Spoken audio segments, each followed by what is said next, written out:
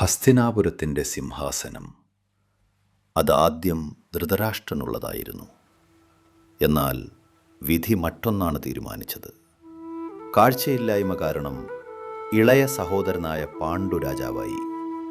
ഭീഷ്മന്റെ പിന്തുണയോടെ പാണ്ഡുരാജ്യം ഭംഗിയായി ഭരിച്ചു. കാലം കടന്നു, വിവാഹപ്രായമെത്തി. ധൃതരാഷ്ട്രനായി ഒരു യോഗ്യയായ വധുവിനെ കണ്ടെത്താൻ ഭീഷ്മർ തിരഞ്ഞു.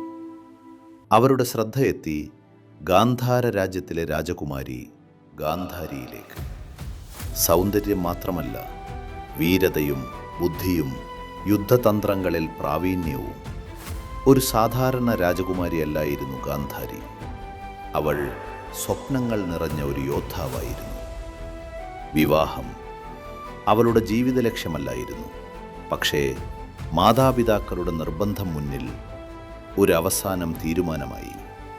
ഒരിക്കൽ കണ്ടു സംസാരിക്കൂ, ഇഷ്ടമില്ലെങ്കിൽ വിവാഹം വേണ്ട. അങ്ങനെ അവർ കണ്ടുമുട്ടി. ആദ്യ കാഴ്ചയിൽ തന്നെ ഗാന്ധാരിക്ക് ഇഷ്ടമായില്ല.